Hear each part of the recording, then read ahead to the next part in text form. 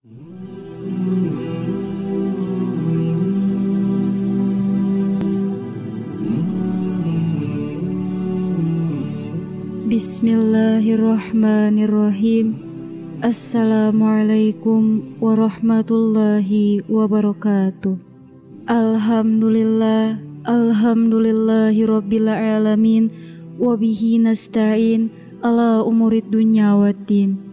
Assalatu wassalamu ala asrafil anbiya'i wal mursalin Sayyidina Muhammadin wa ala alihi wa sahbihi ajmain, amma ba'd. Sahabat kreatif, remaja masjid, para pemuda-pemudi dimanapun Anda berada, segala puji hanya milik Allahu Rabbi. Segala zat yang maha ghafur, zat yang maha syukur, yang telah memberikan beribu-ribu nikmat yang tidak terukur. Nikmat iman, nikmat Islam, sampai nikmat sehat walafiat, sehingga kita bisa berkumpul di tempat yang insya Allah diberkahi Allah Subhanahu wa Ta'ala. Salawat serta salam semoga tercurah limpahkan kepada Nabi akhirul zaman, seorang nabi yang lahirnya saja membuat goncang alam semesta, membuat heboh para malaikat Allah Subhanahu wa Ta'ala, yang kalau bukan karenanya tidak akan Allah ciptakan alam semesta ini. Siapakah dia? Tidak lain dan tidak bukannya itu Nabi Muhammad sallallahu alaihi wasallam.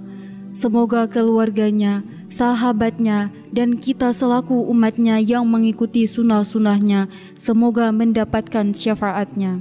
Sahabat kreatif, remaja masjid, para pemuda-pemudi dimanapun Anda berada, kita sebagai umat Islam mulai dari sekarang terapkan akhlak yang mulia, bertingkah laku baik seperti diajarkan Rasulullah, ajaran Al-Quran, dan ajaran sunnatullah. Sahabat kreatif, remaja masjid, para pemuda-pemudi dimanapun Anda berada, pertama, mari kita koreksi ketakwaan kita, apakah naik ataukah turun iman kita. Berdasarkan dalam ayat surah Al-Kahfi, jumhur ulama ahlus sunnah wal jamaah berpendapat, yajidu wa yanqusul iman.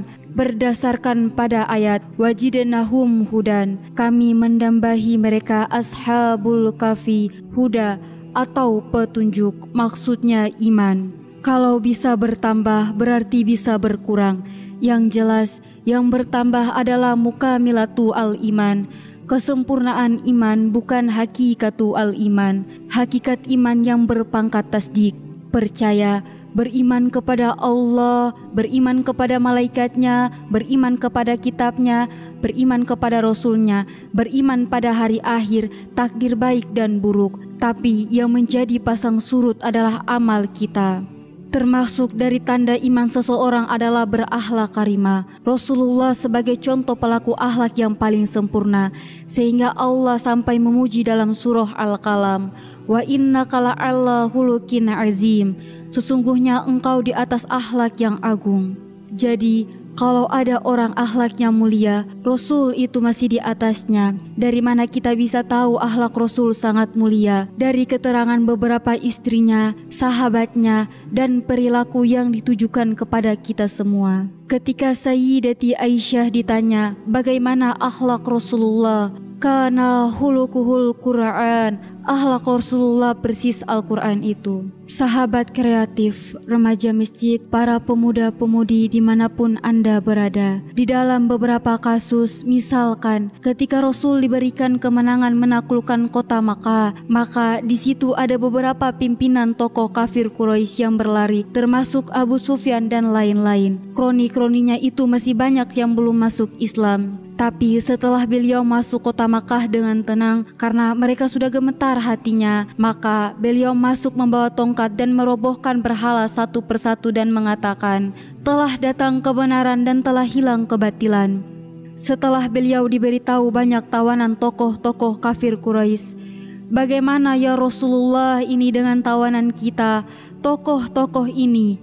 Rasulullah memberi penegasan singkat, pergi kalian bebas. Sahabat kreatif, remaja masjid, para pemuda-pemudi dimanapun Anda berada, Kita ini kadang-kadang selalu curiga kepada sesama muslim. Ini tidak mengamalkan secara benar ajaran Al-Quran. Al-Quran itu kan Muhammadur Rasulullah walladzina ma'ahu asyidau 'alal kafari ruhamahu bainahum. Nabi Muhammad itu benar-benar utusan Allah, dan orang-orang yang bersamanya atau sahabatnya punya sikap tegas kepada orang kafir dan sangat sayang terhadap sesama mereka atau sesama muslim. Sahabat kreatif, remaja masjid, para pemuda-pemudi dimanapun Anda berada, sesungguhnya orang-orang yang berkata Allah sebagai Tuhan kami kemudian istiqomah dalam beribadah, dalam beriman,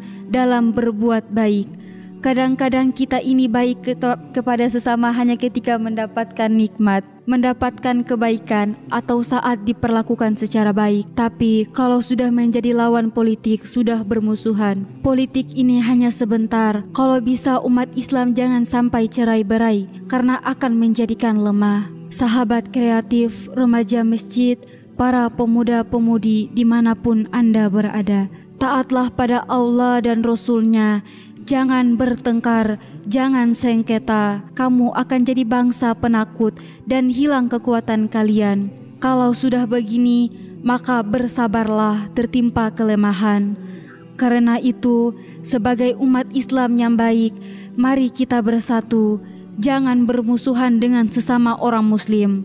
Musuh kita adalah kebatilan, orang kafir, bukan sesama muslim. Kalau mengingatkan boleh, cuman kita tidak boleh membentak dan memusuhi. Dalam mengingatkan orang, mesti ada etikanya. Etika inilah yang sering diabaikan, sehingga seseorang mengingatkan orang lain dimusuhi karena kurang beretika dalam mengingatkan atau berbicara atau bertindak. Oleh karena itu, kita sebagai umat Islam, mari kita yang baik dan menjalankan akhlakul al-karimah sebagaimana ajaran Rasulullah, ajaran Al-Quran, juga ajaran sunnatullah. Semoga ada manfaatnya. Demikian tausiah pada program Hazana pagi hari ini. Saya Nur Fitrianisha, santriwati Madrasah Aliyah Pondok Pesantren Harisul Khairat Ome Tidore, mengucapkan wabillahi taufik wal hidayah wa kafa billahi syahida. Wassalamualaikum warahmatullahi wabarakatuh.